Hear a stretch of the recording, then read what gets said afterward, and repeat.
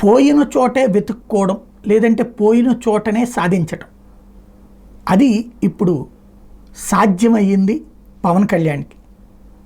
గతంలో జగన్మోహన్ రెడ్డికి మాత్రం సాధ్యం కాదు. జగన్మోహన్ రెడ్డి పాదయాత్ర చేసినప్పుడు ఘనస్వాగతమే లభించింది అమరావతి ప్రాంతంలో. కానీ ఆయన వెళ్ళాక పసుపు నీళ్లు చల్లినటువంటి వైనం అప్పుడు.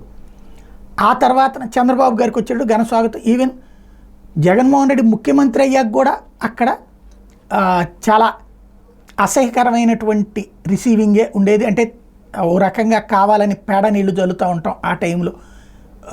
ఇవి ఆ తర్వాత అవి ఉద్యమం బాట పట్టింది. అంటే ఆ కసితోనే జగన్మోహన్ రెడ్డి అమరావతిని వదిలేశారు అన్నటువంటిది వైసీపీ వాళ్ళు నాడు మాట్లాడే మాట. అయితే జగన్కి వల్ల కాలేదు, కానీ పవన్ సాధించారు. ఇప్పుడు పవన్ కళ్యాణ్ ఏ అమరావతిలో ఒకనాడు తనని రానియల, చివరికి అక్కడ ఉన్నటువంటి యువతలో ఉన్నటువంటి ఊర్లో కార్యక్రమం నిర్వహించాల్సి వచ్చింది.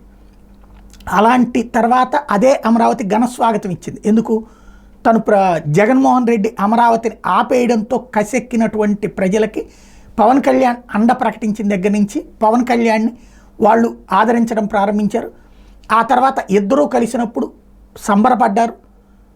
ఆ ఇంపాక్టు ఇవాళ ప్రభుత్వం అధికారంలోకి రావడం అదంతా సాధ్యమైంది.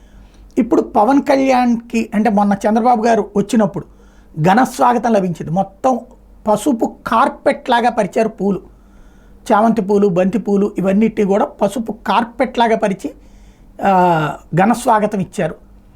అదే స్వాగతం ఇప్పుడు పవన్ కళ్యాణ్కి ఇవ్వడానికి సిద్ధమవుతున్నారు. అమరావతి 29 గ్రామాల ప్రజలు పసుపు కార్పెట్ పరిచి, అంటే మొత్తం పూలతో కార్పెట్ పరిచి పవన్ కళ్యాణ్కి ఘనస్వాగతం ఇచ్చేందుకు సిద్ధపడుతున్నారు.